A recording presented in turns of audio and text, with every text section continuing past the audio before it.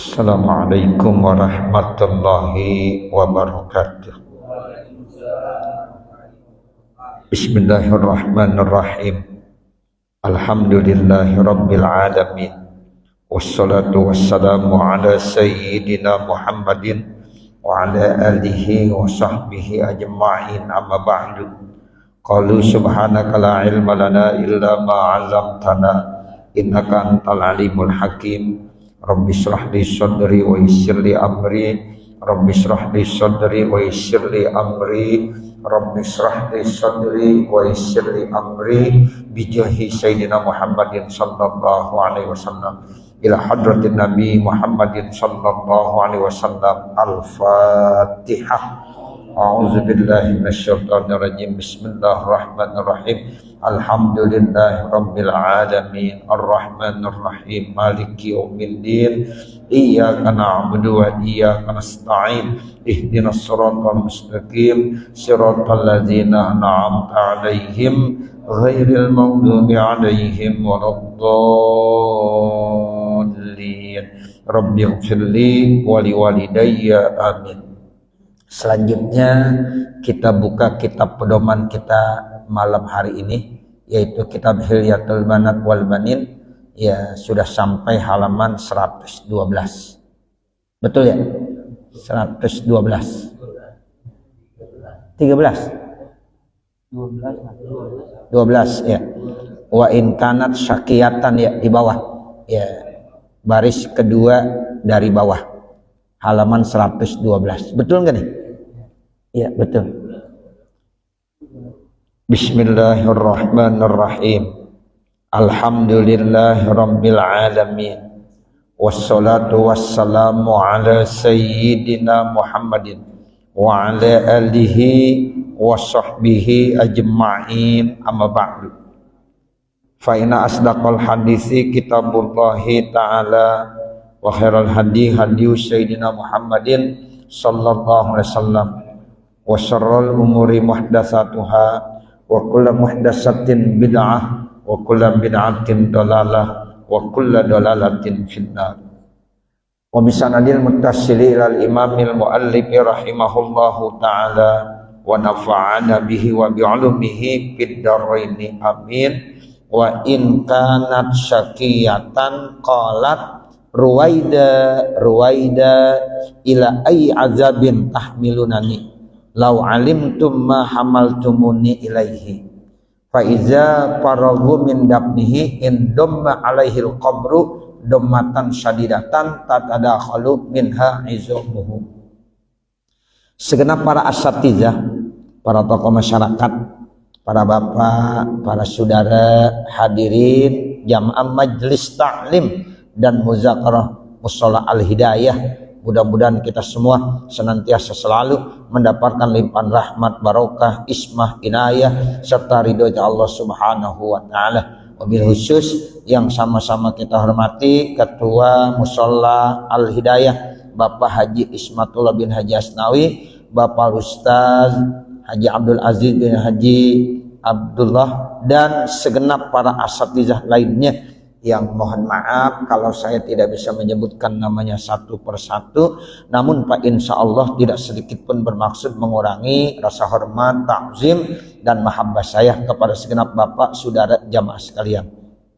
Materi kita pada malam hari ini melanjutkan bacaan pada beberapa minggu yang lalu. Di sini pengarang kita menjelaskan kembali dengan redaksinya, wa in kanat syakiyatan, kalau seandainya orang yang meninggal dunia itu dia termasuk celaka. Sebab kan orang cuma ada dua. Yang pertama sa'idah, orang yang baik. Ada orang yang syakiyah, ada orang celaka. Nah kalau yang sa'idah tuh ketika lagi dibawa ya jenazahnya dibilang cepetin saya, ya biar saya cepat-cepat ke sorga, pengen ketemu sama Allah, karena Allah itu udah ya redoin saya dan saya udah dimasukkan ke dalam sorga. Sehingga ketika digotong, dikurung batang, ngomongnya begitu, asri'u cepet begitu. Itu orang baik tuh, ya, yang amal ibadahnya cakep dah. Nah, insya Allah tuh mereka bilangnya seperti itu. Sekarang yang kedua nih, Bapak Saudara, wa in kanat syakiyatan, kalau orang yang tidak baik bagaimana? Qalat, maka berkata ruh yang tidak baik tersebut, Ruwaida ila ayyi azabin tahmilunani, hati-hati kepada azab apa kamu ingin bawa saya. Tuh, jadi dia udah merasa bahwa diazab, sehingga ketika mau dibawa dia juga bilang, saya mau dibawa kemana, azab apa yang akan diberikan kepada saya. Lau alimtum ma hamaltumuni ilaihi, seandainya kamu tahu maka kamu tidak akan membawa saya. Tuh, seandainya yang gotong itu tahu maka tidak akan menggotongnya. Kenapa? Karena orang yang di dalam kurung batang tadi itu bilang, kemana saya mau dibawa, ke azab apa saya mau disiksa. Nah itu ya, sehingga ya mereka itu nggak tahu terkait tentang apa yang dialami oleh ruh ya orang-orang yang tidak baik. Sampai dibilang, tolong bawa aja saya ke keluarga saya, pertemukan lagi saya ke keluarga saya. Celaka, kenapa saya dibawa kemari, azab apa yang akan saya terima. Fa iza faraghu min dafnihi, nah itu kan baru dibawa ya jenazahnya melalui kurung batang. Sekarang kalau mereka udah selesai menguburkannya, berarti udah dikuburin sekarang. Udah dikuburkan nih Bapak Saudara, jenazahnya udah dikuburkan. In domma alaihil qabru dommatan sadidatan, maka kubur itu akan menghempitnya dengan hempitan yang sangat keras. Kalau kata orang kita dijepit ya, jadi dari yang kanan sama yang kiri bersatu, sehingga ya kubur itu akan menghimpit jenazahnya. Tatadakhalu minha izamuhu, sehingga remuk semua ya tulang-tulangnya pada remuk karena dihimpit sama kubur tadi. Yang kanan sama yang kiri menghempit, yang depan sama yang belakang itu menghimpitnya, sehingga remuklah tulang-tulangnya. Wa qalla man yaslimu min hazid dogati, dan sedikit sekali orang yang selamat dari hempitan ini. Qala Nabi sallallahu alaihi wasallam, Rasulullah sallallahu alaihi wasallam bersabda, innalil qabri dogzotan, sesungguhnya kubur itu memiliki himpitan. Lau naja ahadun minha lanaja Sa'd bin Mu'adz, seandainya selamat seseorang daripadanya maka selamatlah Sa'ad bin Mu'adz. Tuh begitu. Jadi kalau seandainya satu orang daripada mereka udah selamat, insya Allah ya Sa'ad bin Mu'adz juga selamat. Wa qad ihtazza li mauti arsyur rahman, dan sungguh ya bergemetar dengan sebab kematiannya arasnya Allah subhanahu wa ta'ala. Jadi prosesnya begitu. Pada saat dibawa ke kurung batang itu udah ketahuan mana orang baik, mana orang yang tidak baik. Proses yang kedua ketika dikuburkan, itu nanti orang yang tidak baik dihimpit ya dengan kuburnya. Tapi kalau orang-orang yang baik itu luas kuburnya, nggak dihimpit, sehingga luasnya itu sepanjang pandangan dia. Kita nih memandang seluas itulah kuburan. Ya berarti bisa lebih luas dari rumahnya yang ada. Ya begitu karena orang-orang baik. Ya, tapi kalau orang-orang yang tidak baik itu nanti dihimpit sehingga tulang-tulangnya remuk semuanya.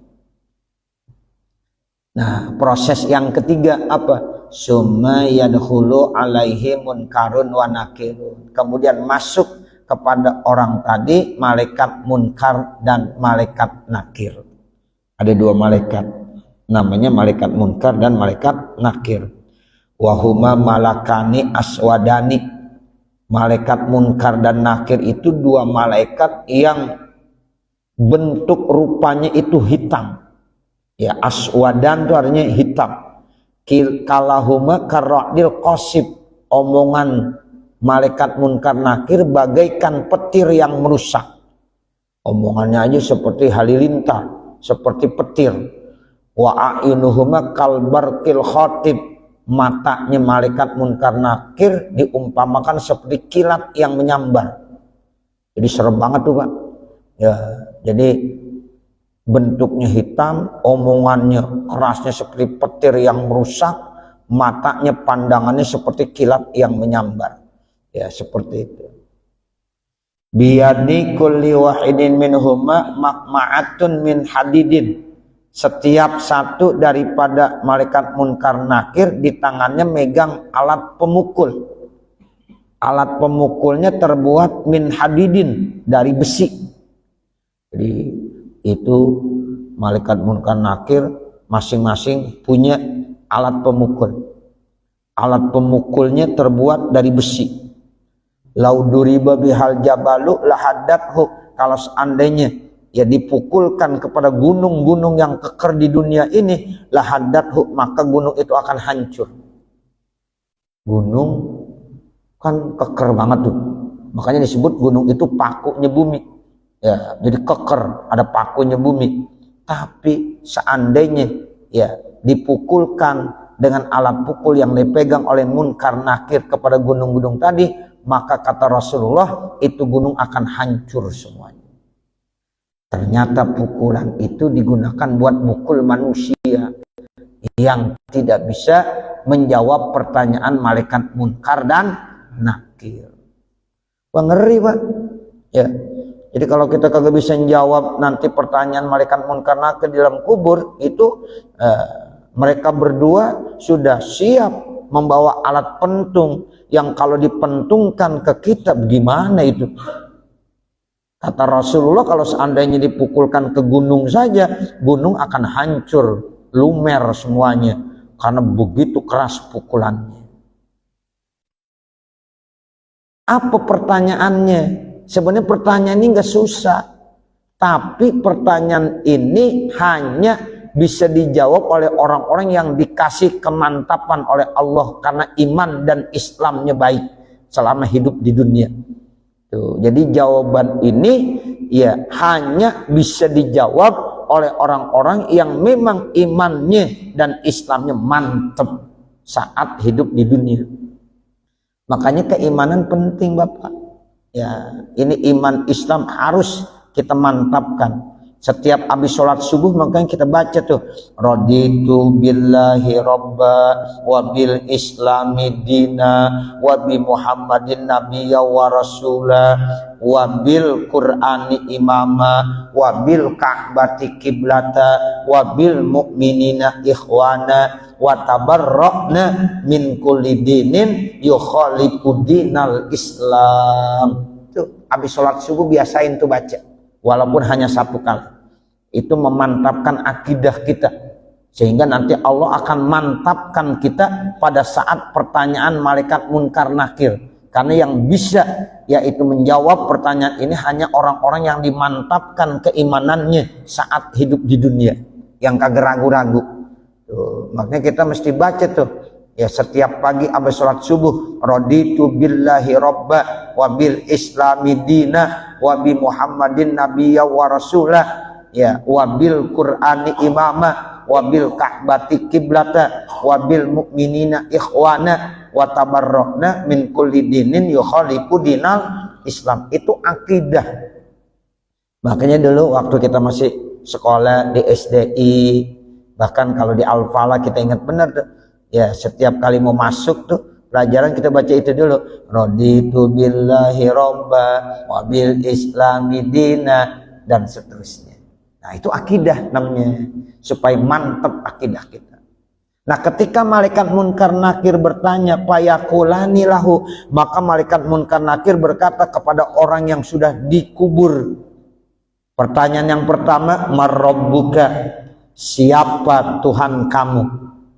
Wa madinuka, apa agama kamu?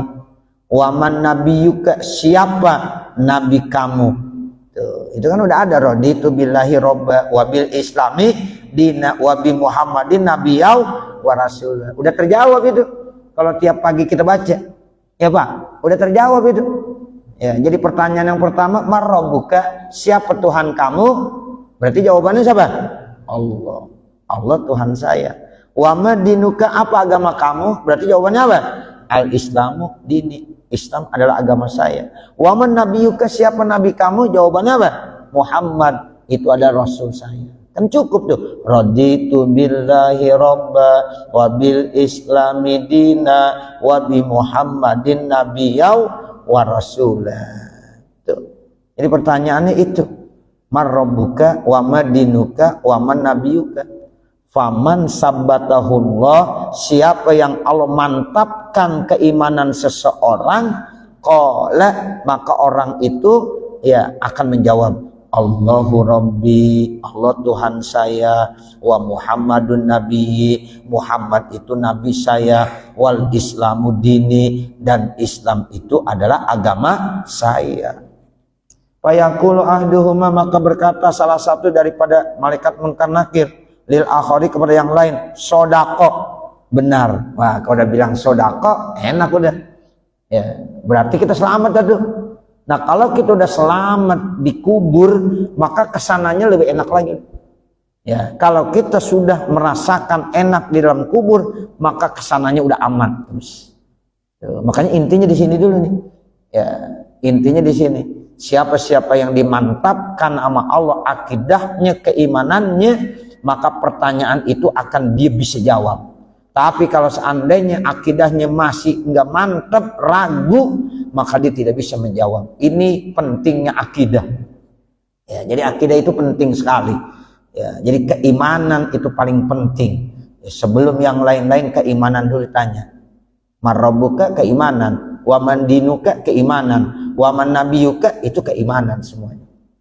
Nah, makanya orang-orang yang sudah dimantapkan sama Allah, makanya kita setiap dalam tasawuf akhir kita baca tuh, ya muqallibal qulub tsabbit qalbi ala dinik.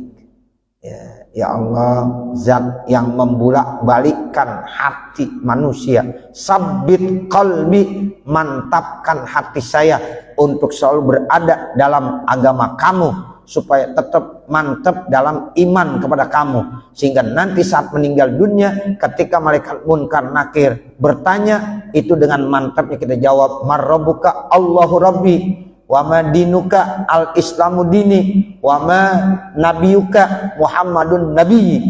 Nah, itu ya muqallibal qulub, sabbit qalbi ala dinika wa imanik. Tuh, itu namanya orang yang dimantapkan akidahnya oleh Allah. Nanti malaikat yang lain tuh bilang sodako. Tuh, misalnya malaikat munkar nanya, malaikat nakir yang bilang sodako, benar. Nah, seperti itu. Wa qad kufiya syarrana, dan sungguh dia dilindungin dari segala kejahatan-kejahatan yang ada pada kami. Summa yuwassi'ullahu alaihi qabrahu. Nah, setelah dia selamat karena bisa menjawab pertanyaan, Allah akan luaskan kuburnya, wa yasiru lahu turabu, dan jadilah tanah itu kalmai, seperti air, haitsu taharraka in fasaha, setiap kali dia bergerak maka akan tambah luas. Tuh, kan air begitu sifatnya, terus dia berjalan tambah luas, tambah luas. Nah, kubur jadi enggak sempit sama dia, karena Allah udah luaskan kuburnya, maka disebutlah qabrahu raudatan min riyadil jinnah, sehingga kuburnya dijadikan bagaikan taman daripada taman surganya Allah subhanahu wa ta'ala. Kelihatannya doang tuh Pak, kubur sempit, tapi menurut orang yang udah bisa menjawab tadi itu pertanyaan, langsung diluasin kuburnya sama Allah subhanahu wa ta'ala. Kamar kita kan luas, masih lebih luas kubur. Rumah kita kan luas, lebih luas kubur nanti. Ya, itu begitu. Sehingga kubur itu raudhah min riyadil jannah, diumpamakan seperti taman daripada taman surganya. Yang penting ketika malaikat munkar nakir bertanya 3 urusan penting terkait tentang akidah, dia bisa jawab. Tuh, baru yuk summa Allah, ya Allah akan luaskan qabrahu, kuburannya. Udah sepanjang dia melihat, itulah ya luasnya seperti itu. Kita nih kalau nggak dibatasi sama tembok, pandangan kita masih luas terus ke sana depan, ya. Dan seluas itulah kita di dalam kubur. Jadi kelihatannya doang kubur itu berapa kali berapa, tapi buat orang-orang yang beriman, yang memang dikasih ya kemantapan dalam iman, bisa menjawab pertanyaan malaikat munkar nakir, itu kuburnya luas, ya, bagaikan surga, bagaikan taman-taman surga. Nah, seperti itu. Wa yubtahu lahu babun ilal jannati, dibukakan bagi dia pintu menuju surga. Nah, dari kubur itu udah dibukakan pintu menuju surga. Fayara manzilau fiha, lalu dia bisa melihat posisinya, tempatnya di dalam surga tersebut. Jadi langsung tuh ya connect, terbuka pintu surga, nampak kelihatan dari kuburnya, dan itulah posisi dia nanti akan ditempatkan di dalam surga tersebut. Wa ya'tihi min rauhiha wa tibiha, dan datanglah dia dari harumnya dan wanginya. Wa yutasawwaru lahu amaluhu as-sholih, dan dibentukkan buatnya amal-amal solihnya fi ahsani suratin, dalam bentuk yang terbaik. Amal-amal solih yang pernah dikerjakan di dunia itu nanti akan berubah bentuk menjadi bentuk yang terbaik, menjadi teman dia, teman ngobrolnya, enak betul, sholatnya, ya puasanya, sodakohnya, baca Qur'annya, ngajinya, sholat jamaahnya, kumpulnya dia di majlis taklim, itu semuanya adalah amal-amal soleh yang langsung nanti akan dibentuk menjadi satu bentuk yang begitu indah, ya, buat nemenin dia tuh. Sampai kapan? Sampai nanti terjadinya yaumul ba'si, hari di mana manusia baru dibangkitkan dari kuburnya. Nah, seperti itu. Jadi enak, ada teman ngobrolnya dia. Ya, itu mana teman-teman yang menyenangkan, amal-amal solih. Semakin banyak amal solehnya, semakin indah dia, ya, lingkungannya di situ. Makanya kita jangan bosan sama amal soleh, Pak. Jangan merasa, oh saya udah cukup dah amal soleh saya. Jangan. Ya, semakin banyak amal soleh itu nanti semakin nikmat dia dikubur, karena Allah akan langsung ya bentukkan ya amal-amal solehnya dengan bentuk-bentuk yang terbaik. Nah, beda dengan orang yang punya amal jelek. Kalau amal-amal jelek nanti otomatis dibentuk menjadi bentuk yang menyeramkan. Makanya nanti nggak mustahil dia ditemenin sama ular berbisa. Dia ditemenin sama anjing hitam yang akan menggonggong dia, menggigit dia, mencabik-cabik dia. Nah, itu anjing, ular dan sebagainya adalah amal-amal jahatnya, dosa-dosa yang pernah dia lakukannya sampai mati nggak sempat taubat. Nah, itulah yang menjadi temannya. Tapi kalau orang yang rajin ngaji, rajin sholat, rajin puasa, ya hablum minallahnya baik, hablum minannasnya baik, udah nanti di seputar kuburnya itu adalah bentuk-bentuk yang indah, teman-temannya enak semuanya. Ya, itu begitu Bapak Saudara. Ya Allah, kita ya kalau melihat hadis-hadis seperti ini, kita takut untuk berbuat dosa, kita takut untuk berbuat maksiat. Kenapa? Karena dosa dan maksiat yang kita lakukan itu nanti menjadi bentuk yang menyeramkan yang akan nemenin kita saat kita dikubur. Makanya ada orang, Pak, pada saat mau dikuburin aja, ini cerita nyata, lagi mau dikuburin aja, ternyata di situ ada ular. Dipindah lagi, digali kubur tempat lain, pas mau digali ada lagi ularnya. Ketika mau dipindahin tuh ular kagak mau. Terus orang yang paham bilang bagaimana? Ya udah kuburin di situ. Emang tempatnya begitu dah. Nah, itu ada yang begitu. Ditemenin sama ular. Dan ular siap untuk menggigitnya. Ya. Kadang-kadang ada lagi ada anjing hitam. Di satu hadis saya baca begitu.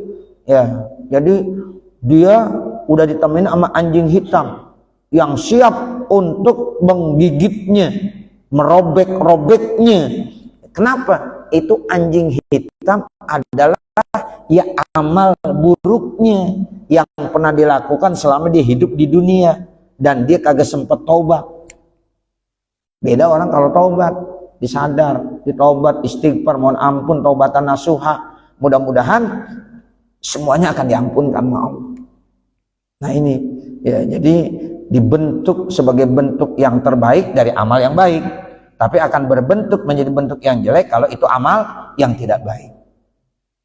Wala yazalu ma'ahu yuhaddisuhu wa yu'nisuhu ila yaumil qiyamah, dan terus menerus tuh amal-amal baik akan berbentuk menjadi bentuk yang baik, dan terus dia akan mengobrol dengan dia, nemenin dia sampai hari kiamat, sampai yaumul ba'si, sampai di mana kubur itu dibangkitkan dari dia. Itu yaumul ba'si namanya. Satu saat nanti kan orang-orang yang sudah ada di alam kubur akan dibangkitkan semuanya. Ya, nah sampai situ tuh. Ya, jadi kalau dia punya amal-amal kebaikan, temannya baik terus udah semuanya. Enak banget. Dia nggak merasa ya takut dan sedih. Nah, karena apa? Amal-amalnya berbentuk menjadi teman-teman yang baik. Wa yakunu qabruhu rawdatan min riyadil jannah, dan jadilah kuburnya satu taman daripada taman-taman surganya Allah Subhanahu wa taala. Dan inilah doa yang kita sering baca, Allahumma ij'al qabrahu rawdatan min riyadil jinan wala tajalu hufratan min hufarin niron. Itu yang kita selalu baca dalam doa-doa wahbah. Ya, kita pengen minta ya orang-orang tua kita semuanya yang udah berada di alam barzah supaya kuburnya menjadi raudhah min riyadil jannah. Nah, itu yang bisa menyebabkan raudhah menjadi riyadil jannah apanya? Amal-amal perbuatannya, ya. Wa amasyaqiyu, adapun orang yang celaka, fa iza sa'alahu munkarun wa nakirun, apabila ditanya orang yang celaka oleh malaikat munkar dan nakir an rabbihi, terkait tentang Tuhannya siapa, wa an dinihi, agamanya apa, wa an nabihi, nabinya siapa, zahaba akluhu minal fazai, hilang ingetannya. Zahaba akluhu artinya kecerdasannya yang selama dihidup di dunia hilang. Minal fazai, karena ada rasa takutnya. Melihat malaikat munkar nakir aja udah takut banget nih. Sehingga kalau di dunia ditanya marrobuka pasti bisa jawab Allahu Rabbi. Ya, kalau ditanya madinuka di dunia pasti bisa jawab al Islamu dini. Ketika ditanya man nabiyuka pasti bisa menjawab Muhammadun Nabi. Tapi ketika di dalam kubur itu bukan kecerdasannya yang bisa menjawab, tetapi yang bisa menjawab apa? Amal-amal ibadahnya. Makanya kita nggak perlu ngapalin marrobuka Allahu Rabbi, tiap hari ngapalin aja. Sembayang kagak, ya puasa kagak, berbuat baik kagak, yang nggak ada manfaatnya. Sebab yang bisa menjawab amal. Orang walaupun kagak ngerti bahasa Arab, dia orang kampung, orang dusun, kagak bisa bahasa Arab sedikit pun, tapi amal ibadahnya baik. Nanti ketika ditanya marrobuka, ya lancar, bisa jawab dengan bahasa Arab. Jadi jangan takut, Ustaz, saya kagak bisa bahasa Arab. Nanti kalau malaikat munkar nakir pakai bahasa Arab, boleh nggak pakai bahasa Indonesia? Nah, itu nggak perlu, karena yang jawab amal. Walaupun kita nggak pernah belajar dan kursus bahasa Arab, ketika nanti amal kita baik, maka kita akan lancar dan fasih menjawab pertanyaan malaikat munkar nakir. Walaupun kita udah belajar kursus bahasa Arab, udah lancar semuanya, tapi kalau kita nggak punya amal-amal kebaikan, maka ketika ditanya oleh malaikat munkar nakir, tidak sedikit pun dia bisa menjawab. Kenapa? Kecerdasannya hilang. Zahaba akluhu minal fazai, karena kecerdasannya hilang disebabkan karena ada rasa takut ketika melihat malaikat munkar dan nakir. Fayaqulu, maka ketika ditanya dibilang la adri, saya nggak tahu, marrobuka, saya nggak tahu, begitu ya. Wa in kana ya'budu syaitan, kalau seandainya di dunia yang disembah setan, Qala, maka dia akan jawab rabbuhus syaiton, Tuhannya adalah setan. Kalau dia kagak ya menjawab karena memang dia tidak menyembah setan, minimal dibilang saya kagak tahu. Saya kagak tahu. Itu begitu. Tapi kalau memang di dunia dia menyembah setan, berarti jawabannya rabbuhus syaiton, Tuhannya adalah setan. Nah, pada saat dia jawab yang salah, bagaimana tuh Bapak Saudara? Fayadribanihi dorbatan, maka malaikat munkar nakir memukulnya dorbatan, satu kali pukulan. Yasta'ilu alaihi qabruhu bihanaran, maka itu kuburnya menyala dengan api ila yaumil kiamah, sampai hari kiamat. Itu dipukul satu kali, pukulannya itu menyebabkan api terbakar oleh api neraka ila yaumil kiamah, dan panasnya sampai hari kiamat. Nauzubillah min dzalik. Mudah-mudahan Allah lindungin kita ya. Jangan sampai ketika ditanya marrobuka tidak bisa menjawab. Mudah-mudahan Allah kasih taufik hidayah sehingga Allah mantapkan iman Islam kita sehingga kita bisa menjawabnya dengan pasti. Tapi ini cerita orang yang sakit, orang yang celaka. Ketika ditanya siapa Tuhan kamu, dia kagak bisa jawab. Kenapa? Kecerdasannya hilang otomatis karena takut melihat malaikat munkar nakir. Nah, pada saat dia nggak bisa menjawab atau menjawabnya dengan jawaban yang salah, maka malaikat munkar nakir menggebuknya, memukulnya dengan satu kali pukulan saja, itu kuburnya udah menyala dengan api neraka dan panasnya ila yaumil kiamah, sampai hari kiamat. Wa yubtahu lahu babun ila jahannam, kemudian dibukakan baginya pintu menuju neraka jahanam. Jadi dari kubur itu terbukalah satu pintu menuju pintu neraka jahanam. Makanya kuburnya dikatakan apa? Hufroh min hufarin niron, satu lubang dari lubang api neraka. Kenapa? Karena di kubur itu udah dibuka satu pintu yang nanti akan ya lurus menuju neraka jahanam. Tapi kalau orang-orang yang baik, di kubur itu akan terbuka satu pintu, yang pintu itu menuju ke dalam surganya Allah Subhanahu wa taala. Nah, makanya ada yang bilang raudhah min riyadil jannah, ada hufrah min hufarin niron. Begitu tuh, Pak. Ya, jadi menurut hadis ini, kalau yang raudhah min riyadil jannah karena di kubur itu dibukakan nama Allah pintu menuju surga. Nah, kalau yang jelek itu namanya lubang dari lubang api neraka kuburnya. Kenapa? Karena di kubur di situ Allah bukakan pintu, yang pintu itu tembus menuju neraka jahanam. Nauzubillah min dzalik. Wa yara maq'adahu fiha, dan dia bisa melihat tempatnya nanti di neraka. Orang yang celaka itu udah kelihatan tempatnya di neraka. Makanya di situ udah kagak enak udah. Jadi kalau mulai di kubur udah enggak enak, terusnya nggak enak ya, bahaya terus udah ya, karena memang awal daripada selamat dan tidaknya seseorang saat di dalam kubur. Sumayatihi amaluhu su'u, kemudian didatangkan amal-amal jeleknya, fi akbahi suratin, dalam bentuk yang paling jelek. Fazolimu, orang yang zolim, orang yang curang. Ini orang-orang yang zolim tuh. Mereka bagaimana tuh orang yang zalim? Ya tamasalulahu amalu hayatan azimatan, nanti amalannya diperumpamakan bentuknya seperti ular besar.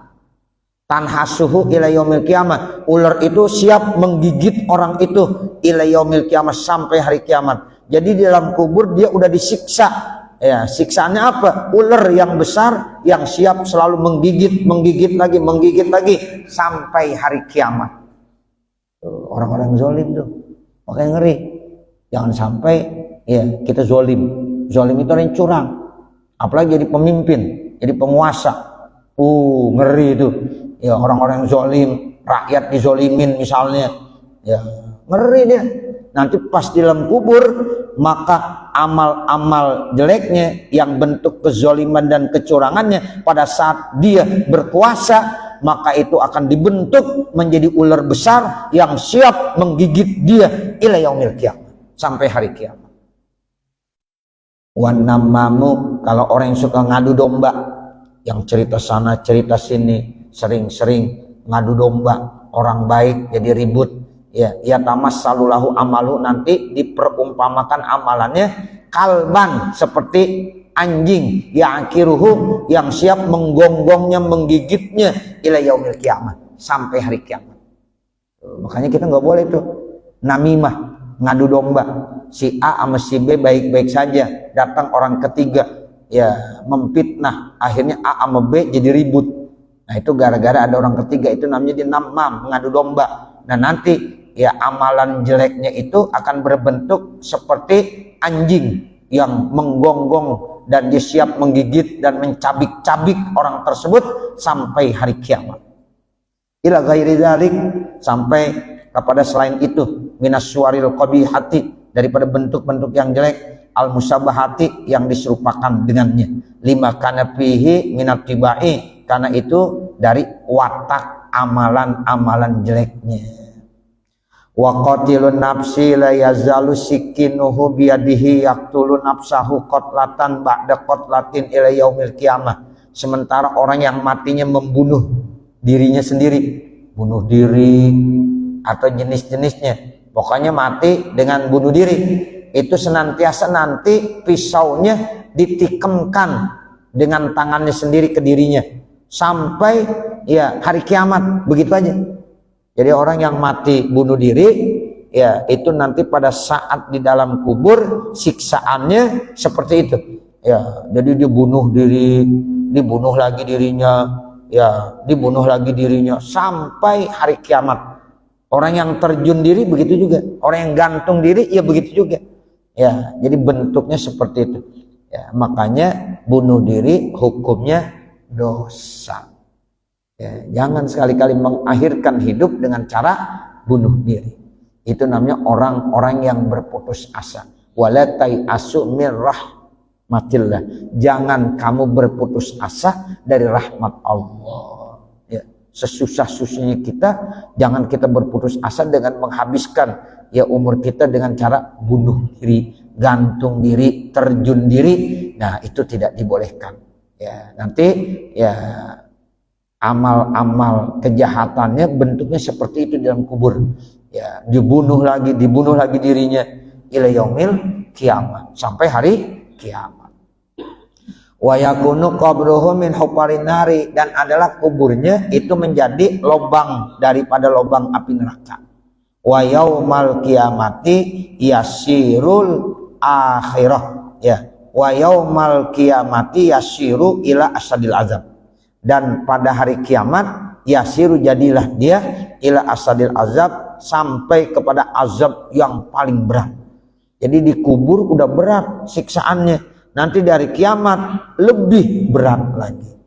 Nah, jadi orang kalau udah di dalam kubur dapat siksaan, nanti kesananya siksaannya lebih berat lagi. Tapi orang kalau di dalam kubur udah dapat nikmat, nanti di sananya lebih enak lagi nikmatnya.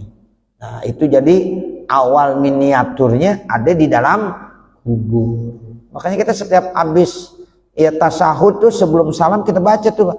Habis kita baca salawat Ibrahimiyah, ya itu ya innaka hamidum majid, maka jangan kita lupa baca Allahumma inni a'udzubika min azabin nar wa a'udzubika min azabil qabri wa a'udzubika min fitnatil mahya wal mamat wa min fitnatil masihid dajjal. Ya muqallibal qulub sabbit qalbi ala dinika wa imani. Itu jangan sampai ditinggalkan. Sampai-sampai Imam Nawawi di dalam kitabnya Syarah Muhadzab itu menjelaskan begitu pentingnya ini dibaca dalam tasawuf akhir, sampai-sampai kalau kita tinggalkan hukumnya makruh. Kita kalau tasawuf akhir tuh jangan tinggalin baca itu. Allahumma inni a'udzubika min azabin nar. Ya Allah, saya berlindung kepada kamu dari azab neraka. Wa a'udzubika min azabil qabri, dan saya berlindung kepada kamu dari azab kubur. Ini azab kubur nih maksudnya. Karena orang kalau udah dilindungi dari azab kubur aman terus sampai sana. Nah, makanya kita minta azab kubur dilindungi nama Allah Subhanahu wa taala. Baru ya wa min fitnatil mahya wal mamat. Kita juga berlindung dari fitnah, ujian, cobaan saat kita hidup dan saat kita mati. Dan terakhir wa min fitnatil masihid dajjal. Kita juga minta perlindungan dari fitnah masihid dajjal. Nah, baru kita mantapkan ya muqallibal qulub sabbit qalbi ala dinik. Baru salam dah. Assalamualaikum warahmatullahi. Assalamualaikum warahmatullahi. Begitu Imam Nawawi menjelaskan di dalam Syarah Muhazzabnya. Nah, nanti baru qala sallallahu alaihi wasallam. Ditandain ya qala sallallahu alaihi wasallam. Mudah-mudahan apa yang kita baca ada manfaatnya. Amin ya rabbal alamin. Mudah-mudahan dengan sebab kita hadir di majelis ilmu, Allah senantiasa memberikan yang terbaik buat kita semuanya. Allah panjangkan umur kita, Allah sehatkan badan kita, Allah luaskan rezeki kita, Allah mudahkan segala urusan-urusan kita, baik urusan kita di dunia maupun urusan kita kelak nanti di akhirat. Wa sallallahu ala sayyidina Muhammadin wa ala alihi wa sahbihi wa sallam walhamdulillahi rabbil alamin.